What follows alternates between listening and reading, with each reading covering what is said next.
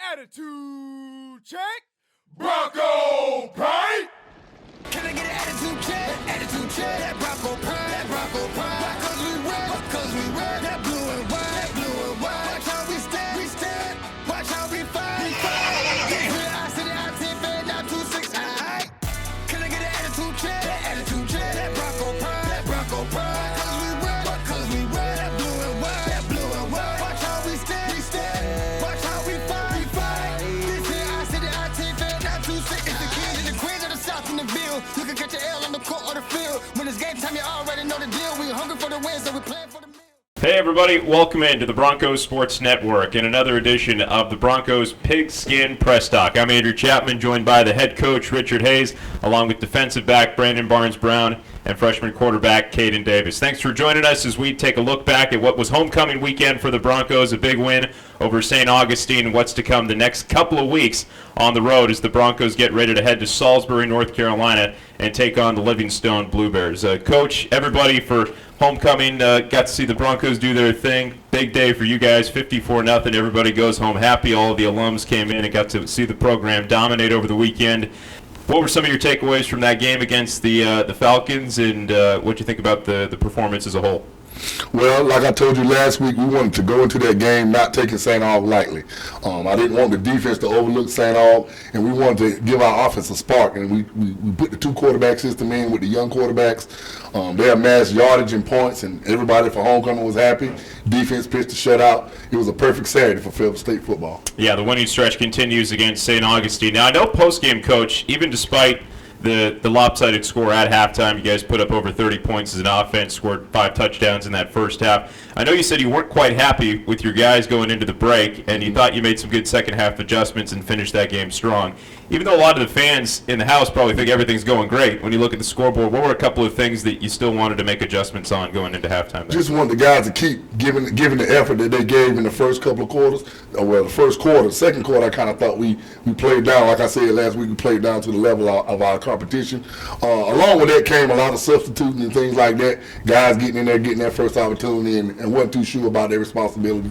So we just had to clean that up, and I got on the guys a little bit about it, and they fixed it, and we won the game. Do you like those little opportunities when they do present themselves through the season to get a look at some of those guys a little bit lower on your depth chart and see what they can bring? I do like the opportunities, but like I told the coaching staff, I wanted us to get our starters in a groove. I think they maybe played 2 quarters in 3 minutes of the third, and then we started mass substituting. And I don't think we're there yet to be doing that, so that's something we talked about as a staff, and hopefully they get the message.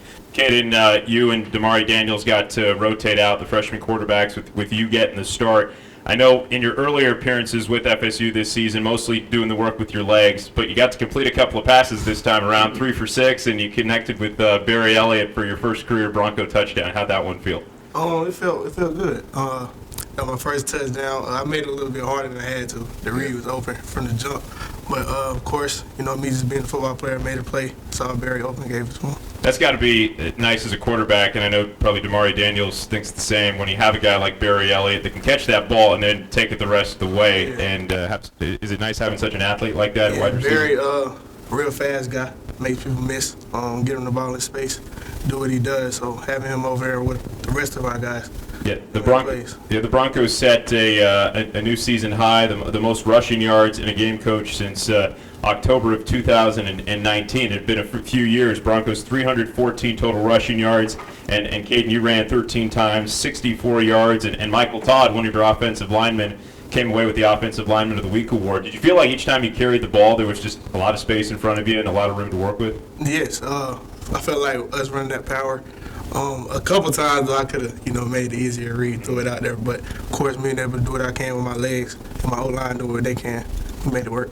Brandon, a little bit later in that game, once St. Augustine made a change at quarterback there, some of the DBs a little bit further down in the depth chart were into the game. You had some guys that are usually on the special teams unit going out there and playing defensive back. One of them was Cedric Thomas, and he ends up coming up with his first interception of the season. And it just seemed like, from a leader like you and some of those other guys that are first-string defensive backs, when a player like him gets that opportunity and he comes through and comes up with a pick, that really excites you guys. What was the sideline like after that interception? It was definitely a good feeling.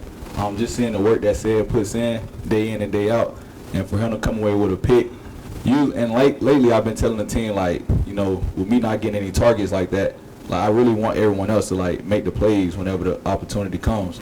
And Said definitely took advantage of that. Yeah, and there has been a couple of targets come your way, not against St. Augustine. It was a pretty quiet day for you in terms of them targeting your direction of the field, but previous two games, they went your way, and you came away with a couple of interceptions. So you've had the conversion rate on those when they've come your way, but, you know, how do you keep yourself focused during a game when you're in coverage, not a lot's coming your way, but you still have to be ready for that moment, even if it's in the final stages of the fourth quarter? Yes, sir. I really just try to stay focused, and I know Coach Hayes and Coach Lott, they tell me a lot, is Brandon, don't fall asleep. Brandon, don't fall asleep. They tell me almost every play, don't fall asleep, because, like I said, they see that I'm not getting any targets, and, you know, that can mess around and put a cornerback to sleep. But every play and every time we go out there, Coach Hayes and them always tell me, like, don't fall asleep. You know, be ready for the big boy. Caden, one of the moments that really stood out to us during the broadcast is, even though it wasn't a completion towards that back corner of the end zone, just a real dime you dropped to Shiro Spivey in the back corner, had it in his gut for a moment, and then the DB popped it out. But still, even though you don't get a touchdown in the box score for a throw like that, is that one of those throws that, you know, builds your confidence as a quarterback that, hey, I can put it where I need to? Of course. You know, me kind of getting into the groove, playing a little bit more throws like that, knowing I can make those throws, and knowing, you know, we get a guy, or we get an open guy, it's going to be made, like the play going to be made. And me knowing I can make those throws, it builds confidence. Yeah. Coach, putting, you know, Caden into the game and Damari as well, and utilizing both your freshman quarterbacks is something that, at least since I've been watching your team over the last couple of years, is kind of unique to the game plan for you. Do you feel like this has been a year when you've been a little bit more experimental as a head coach in terms of how you use your quarterbacks and switch around your personnel? Has this been a unique year for you in that respect? It's been very unique, as has every other year prior to this, because, you know, we came in with a new offensive staff, totally new staff, and our wide receivers coach and Coach Hudgens, Coach Bullock on the O-line, and Coach Figgins as the coordinator. It's a different mindset and a different philosophy. So those guys had to have time to learn the players. We got a young offensive line, young quarterbacks, you know, young running backs, so, you know, and an old receiving corps. So just putting it all together, it took a little time. So yeah, we've been experimenting a little bit, and we finally kind of got it to where we wanted to keep it right now. Caden, what's that relationship like in the quarterback room right now? Because it seems like even though, you know, the upperclassman Kahari Lane wasn't in the homecoming game, and he was on his feet in front of the sideline, going back and forth, talking to you guys the entire time, and it just really seemed to be, you know, an encouraging type of leader for you guys. So what's that quarterback room like, even when you have even Avery McCall in the mix and four different quarterbacks getting snaps right now? Lane, he's our leader in the quarterback room, regardless if he's on the field or not. Older guy really, you know, helps the younger guys, and then me and Damari being younger, we kind of take all we can from Avery and Lane. They kind of, you know, Lane is a little bit more vocal than Avery is, but of course they both help us out, and the relationship is good. You guys got the job done, Coach, 54-0, as we mentioned, against St. Augustine, and then you just let the rest of the conference kind of play itself out, and we did have an interesting shakeup in the South Division over the weekend. Johnson C. Smith comes away with a win over Shaw, and that ends up handing the Broncos the top spot in the South Division right now. What do you think of just conference action as a whole over the week, and now you find yourself at the top spot? Well, it's divisional play, and it's always tough regardless of the records. There are a lot of rivalry games involved in divisional play. And like we say, we're just going to take it one game at a time, and we worry about ourselves.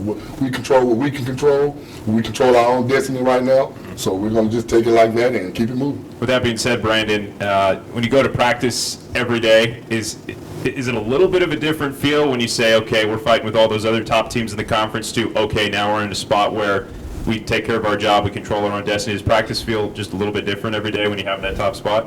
No, sir. I just feel like we just go out there and we practice how we play anyway. So whether we're in last, first, second, or third, practice goes the same.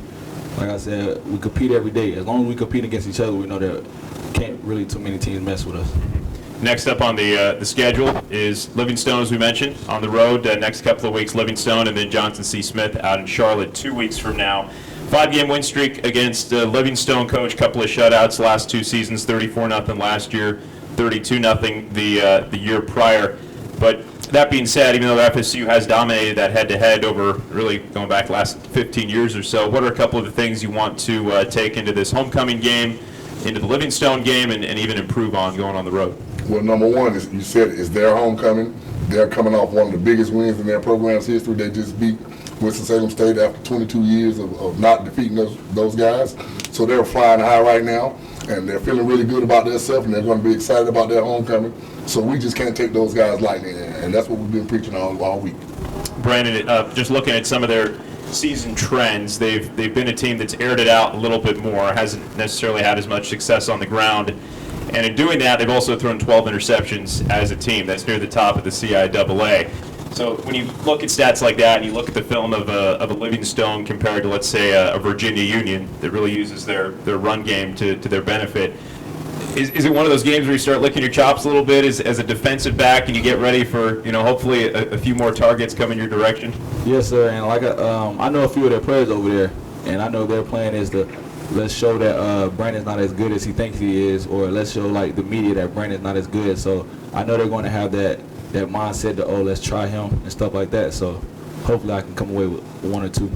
We're looking forward to watching you guys online, and if you want to go out to the game, you can certainly Salisbury, North Carolina, where you can catch the Broncos taking on the Livingstone Blue Bears in the first of a 2-week road trip before the Broncos come back home for a pivotal home game against Shaw University 3 weeks from now. 1:30 kickoff, again, Livingstone homecoming, but the Broncos out there trying to play the spoiler and go to 4-1 in CIAA conference play. For Brandon Barnes-Brown, Caden Davis, the head coach, Richard Hayes, I'm Andrew Chapman. Thanks so much for tuning in to the Broncos Sports Network and this edition of the Pigskin Press Talk. Take care.